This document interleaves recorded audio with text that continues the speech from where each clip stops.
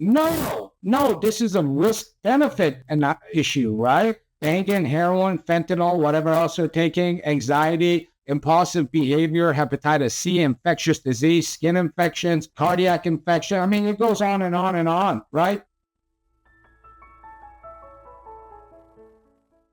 Hey everybody, welcome back to the channel. This is Dr. B, and today I'm going to answer the question, consider the question, how do I ask my doctor to increase my Suboxone or Buprenorphine dose? This discussion should be informative for the users out there. Also, providers, and whether they're medical doctors working in detoxes, mental health workers, it's just a good question. Let me show you the reader or the viewer it came from. It was on my YouTube channel. They were commenting on one of my recent videos, and the name is ACME for Fun 547. Have you ever recorded a video on how to ask your Suboxone doctor for a dose increase? When I take the dose, I actually need 24 milligrams a day every month. I run out about 10 days early. Script is for 16 milligrams a day and suffer through the approach of withdrawals. My body and mind is tired of it. If no video, do you have any advice on how to approach and ask my doctor? Great question, Ace ME for fun. I'm sorry I slaughtered your name, but I'm surprised I've never made a video on this topic, and I'm going to make sure that this is the type of video you can show your provider. And also people that are working in rehab should really understand this. Look, and it only applies to substance abuse patients, clients, because there are other things I may use this medication for, in particular pain, for particular indications. Look, this medication, here's how it's supposed to be dosed by the provider. It needs to be, when titrated up, when you go in and get started, this is why the first couple of weeks are important for the provider to really, really take their time and look at what is going on. You got to dose it up to a place where the patient doesn't have withdrawals and the patient doesn't have cravings. Dosed up to no withdrawals, no cravings. In our practice, we actually, in that sort of space, we also look at the patient's anxiety, depression,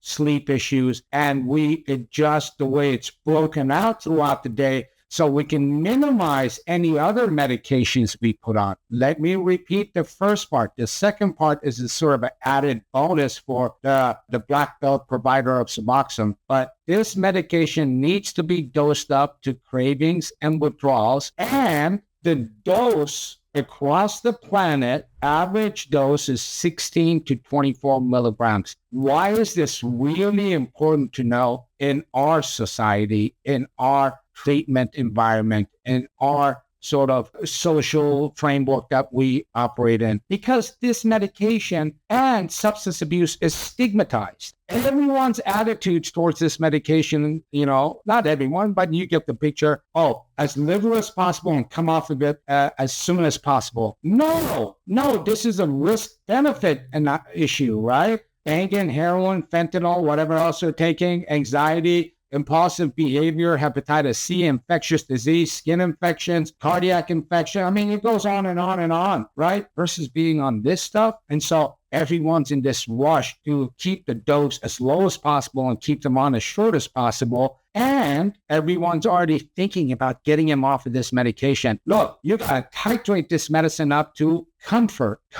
being withdrawals and cravings. If a person is abusing this stuff or selling it, you're going to know soon enough. And this is for the providers, right? I don't really worry about that. And if there's something fishy out there, it's going to declare itself. I'm not the police department. You dose and titrate this medication up to comfort. Okay, now, for whatever reason, and you know what? This can change down the line, or not much, but by a little bit, okay? And there can be adjustments in the way you take the dose throughout the day. That's a different subject, and make sure you understand, I'm not talking about that. That's more nuanced and complex. But let's just say you're underdosed like this poor guy is, okay? How did this come about, okay? Now, you need to approach your provider, and you could say, look, I'm short 10 of them every month. I'm underdosed. And when I have 24 milligrams, I'm completely comfortable. I use 24 milligrams per day. Now, the provider, and those of you that are providers or you work in mental health or substance abuse facilities, detoxes, let me make this really clear for you. That person is not abusing Suboxone, and most people are not. You know your patient, you know your client, okay? And all you got to do is make that switch, increase that dose. Okay, if there's something funny that's going on, it's happened to me a couple of times, and I've given maybe thousands of this stuff to different patients.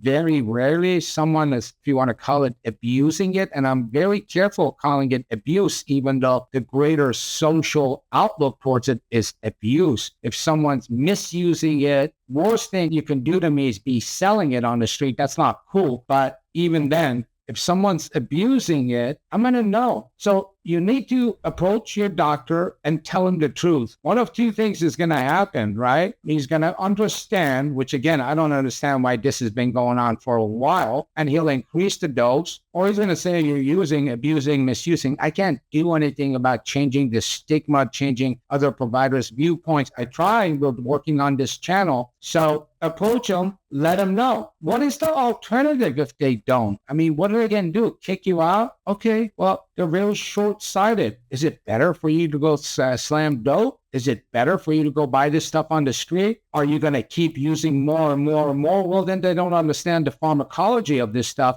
And I would think the provider understands their patient at this point and has good judgment and increases it, okay? It's all potential gain, very minimal risk to the patient and the provider, and it's a risk that should be taken thoughtlessly and knee-jerk wise. And in the first place, you should have been titrated up to an appropriate level. But if you ask for it later, that's okay. And no, it's not because you're building tolerance to this stuff, and then you're going to ask for more and ask for more and ask for more. And if your provider doesn't understand that, show them this video. Okay, don't be underdosed. It is just one of the worst things to do with this medication. Get rid of this stigma. Don't think about when am I going to get off this and I need to be as low as dose as possible. It doesn't work that way, and you might as well be bare knuckling it. Don't, okay? Take the dose where it creates comfort, no withdrawals, no cravings. Hopefully you can find a provider that also addresses your sleep, anxiety, depression with this stuff, because it can be done,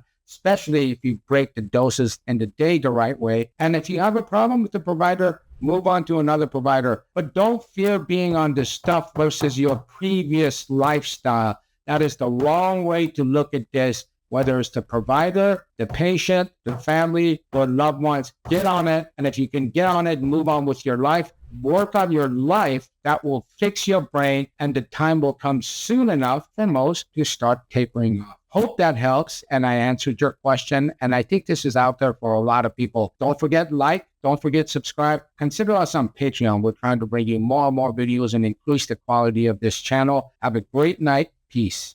And also, keep this in mind. We have a free ebook coming out, How to Be More Successful or How to Succeed in Recovery. It's a free ebook. Keep your eyes out on that. For that, in addition, in the next couple of months, we're actually putting together great educational content for you. And it's really for pennies on the dollar comparing to what addiction costs. A lot of this will be, so if someone may have to do detox at home, or they don't have access to a provider because they're in rural Kentucky. I don't know, many reasons. Even if you do have access to a provider, even if you do have access to detox and rehab, we're hoping the stuff that we're providing really has an impact and increases your success rate and likelihood of being able to go through this thing. You're not on your own. And always keep in mind that we have been working at this for years, and we have a lot of content, and we're just packaging it up and making it very easy to digest and be successful in your recovery. Don't forget to like, don't forget to subscribe, and consider us on Patreon or channel membership. It helps support this channel, keep the cost down, and bring a lot more high quality content for you. Peace.